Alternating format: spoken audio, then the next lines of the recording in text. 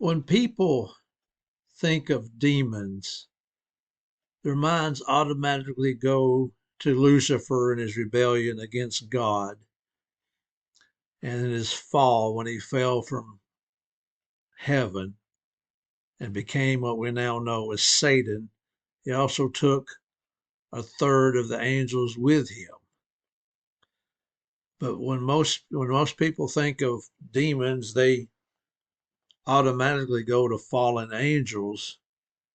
But there are a few problems with that. We'll discuss that in a moment.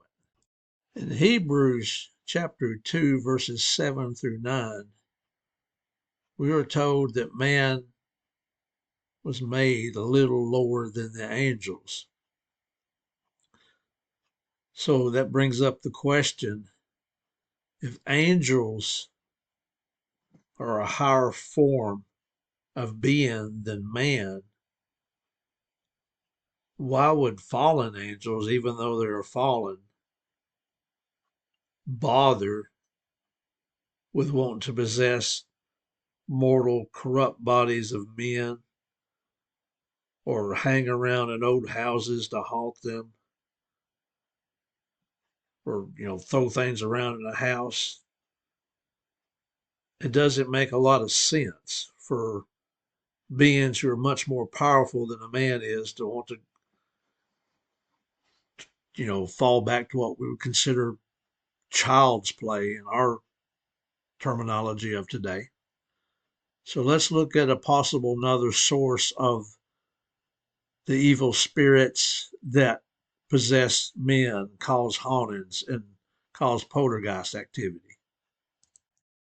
In Genesis chapter 6, the sons of God, B'nai Elohim, which is the Hebrew word for that, which refers to celestial beings, saw the daughters of men, saw that they were fair, and they took the form of physical bodies and married them and procreated with them and bare children, which were hybrid beings, part angel and part human, and very corrupt. And we read in Genesis chapter 6, verse 4, there were giants. The Hebrew term is Nephilim, and that means fallen ones, in the earth in those days, and also after that, when the sons of God, B'nai Elohim, celestial beings, came in unto the daughters of men, and they bare children to them. The same became mighty men, which were of old, men of renown. This is not only probably the origin of Norse and Greek mythology, but also the origin of the demons that cause possession and hauntings and poltergeist activity and those type of things. So we don't actually see that in the Bible, but the book of Jude refers to a book that was familiar to the people of that day called the book of Enoch. And there it sheds a little more light on the subject of the possible origination of demons that are responsible for the man's possession, hauntings, and that type of thing. In the book of Enoch, chapter 15, starting with verse 8, now the giants, or the Nephilim, who have been born of spirit, the fallen angels, and of flesh, the daughters of men, shall be called upon earth evil spirits, and on earth shall be their habitation. So they're bound to the earth. Evil spirits shall proceed from their flesh, because they were destroyed in the flood, Noah's flood, so they have no more flesh. So the evil spirits came out of those bodies because they were created from above, from the holy watchers was their beginning. The holy watchers were some angels, fallen angels, who are now bound in chains of darkness, according to the book of Jude and 2 Peter. From the holy watchers was their beginning and primary foundation. Evil spirits shall they be upon the earth, and the spirits of the wicked shall they be called. The habitation of the spirits of heaven shall be in heaven, but upon earth shall be the habitation of terrestrial spirits who are born on earth. The spirits of the giants shall be like clouds, which shall oppress, corrupt, fall, contend, and bruise upon earth. They shall cause lamentation. No food shall they eat, and they shall be thirsty. They shall be concealed, and shall not rise up against the sons of men and against women, for they came forth during the days of slaughter and destruction, Noah's flood.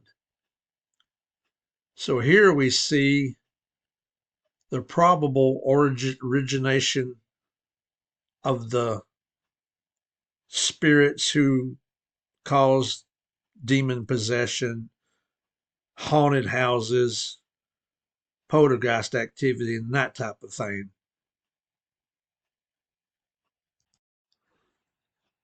Ephesians 6, verse 12 says, "For we wrestle not against flesh and blood, but against principalities, against powers, against the rulers of the darkness of this world, against spiritual wickedness in high places."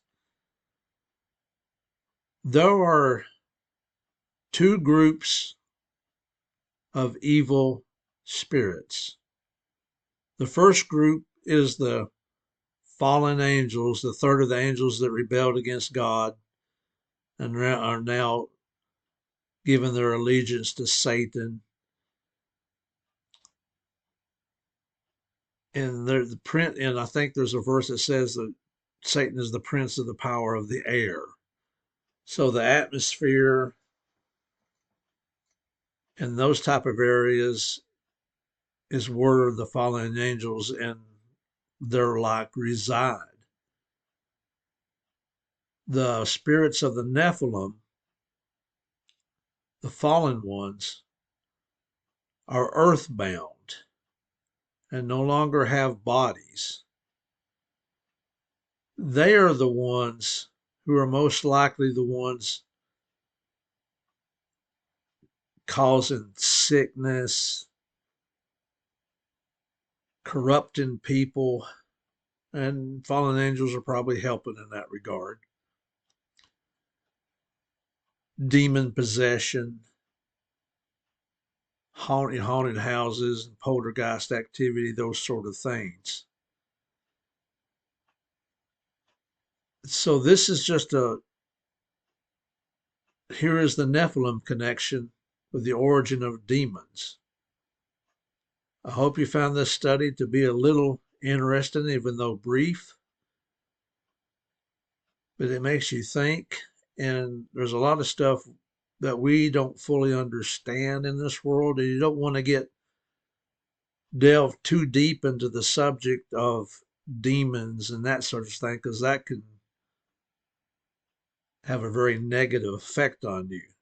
But it's good to understand that world, because in order to defeat an enemy, you must know the enemy. I'm Gary Goodworth, Master of an Unseen World. Thank you for being with me. I'll see you in the next video on unseenworld.com, brother. Have a good day. God bless.